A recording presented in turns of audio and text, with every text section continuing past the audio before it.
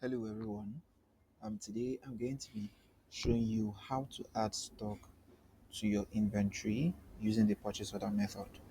All right. So this is the Afiari merchant application, and I would like to just show you how exactly you can add items. So let's say you've purchased items from your suppliers, or you've produced a certain number of products, and you want to now add them to your stock.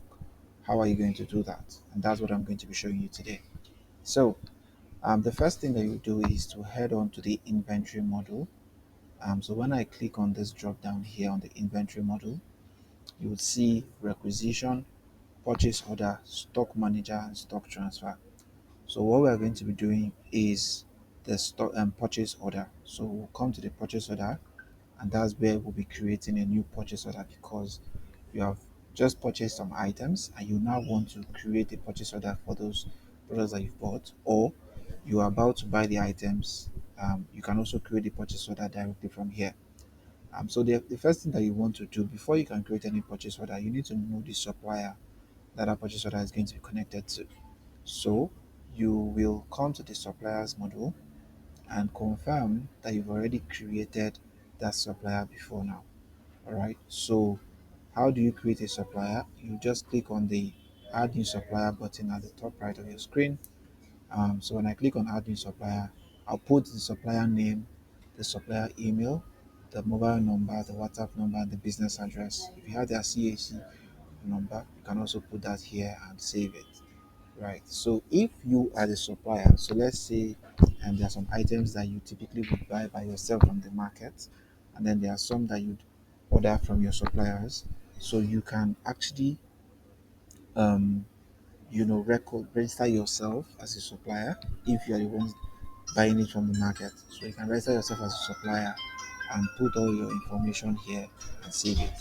So so once that has been done, the next thing that you do is come to the purchase order module and click on create purchase order. All right, so you can see this create purchase order button here. So I will click on it and I will now have to select the particular supplier. So I'm just going to select this Hobnob biscuit supplier here, and then you choose the stock type if it is wholesale or retail. The reason for this is if you are choosing wholesale, that means those are products that you are buying in cartons. If you are choosing retail, that means these are products that you are buying single items. So if you are calculating your price in cartons, then you choose wholesale. But if you are calculating your price as single items, irrespective of the quantity, you choose retail. So I'm going to choose retail for this, and then I'll also select the product from the list. So let me say I do not have this product listed here, and this is a new product. So I'll click on this please enter item.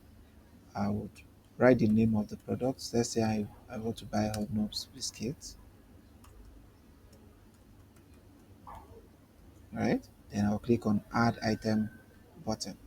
So once you add it, it will show up as the last product here, and then I'll select that product, enter the description. I'll just repeat the name, the quantity I want to put maybe 100, and then the size I'll put um, maybe big, right? Then the cost price, how much is one item? This is the unit cost price. So maybe I'm buying one for maybe I'm buying 1000, and then I'm buying one for 200 naira. I'll add to the list and it will show up on my list here. If I have more products that I want to also add to this purchase order, I can still come down to this list. Maybe I want to buy um, maybe I want to buy crackers as well from the same supplier.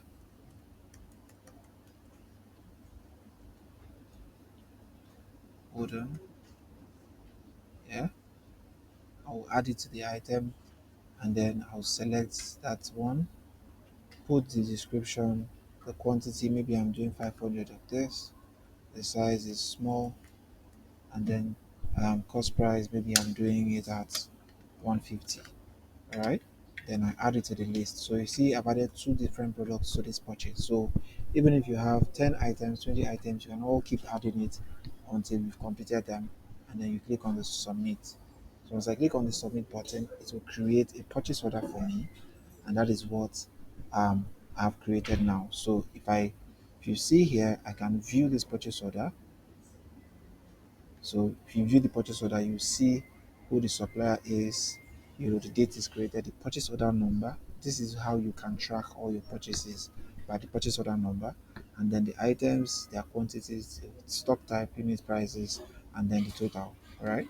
Now, so after you've created the purchase order, the next thing that you want to do, because you're adding stock to your inventory, you now want to accept this order. So you click on this three buttons, this button here, and select the accept button order button. So once I click on accept order, it will now bring me to the place where I can fill in information like the selling price. So 200 naira, I want to sell it for 300. That's a 50% markup, and the system has calculated it for me. And I want it to let me know if the stock has gone below 50. So that is the other point is when we know that this item is now low in stock and we need to reorder it. So you select, I just put 50 here, and then for the categories, I'll click on this drop down here and select the categories. Maybe um, I want to put it under biscuits, or let me just put it under snacks, right? And then there's no, I don't have any barcode for this, and I'll leave it. Now this checkbox here is if you are adding your VAT already in your selling price, then you select this checkbox. But if you're not adding it and you want the customers to still pay for it at point of sale where they'll be getting their receipts, they will see the 7.5 as part of their receipts, then don't check it. So, but if you don't want them to see that and you just want them to see only the selling prices, you check this box, right? And then I'll go to the next item and do the same. So I'll also select the selling price here. I want to sell this for maybe 300 as well, which is a 100% markup. I'll select snacks. I would also put the reorder point. For this one, I want the order point to also be 50 as well. And I'll check this box to say I've calculated my VAT. Right, once I've done this, the next thing I'll do is to click on this accept button. So once I accept it, it means I'm saying I'm accepting this item into my stock, and then it will now go to the stock manager. That's why you're seeing stock manager updated successfully. So it will go into my stock manager, and this is the stock manager here. So if I come to the stock manager, I will now see this new item as one of the products listed here. So you see I have hobnobs, and I also have crackers biscuits, and you see the cost price, markup, the selling price, the quantity, the order points, everything. I've I put all of them here. And once you've done this, nobody can actually update the quantity. So nobody can come here to change the items that are in stock. And if there's anything, um, once they sell, the person that has sold it, you know who the person is. So this is where you can know if somebody moves any item out of your stock and what you are seeing on the system is not the same with what is on ground, then you know that somebody has actually done something with that item. All right. So this is a simple way of actually adding items to your stock, and that is what I wanted to show you today. Thank you very much. See you in the next one.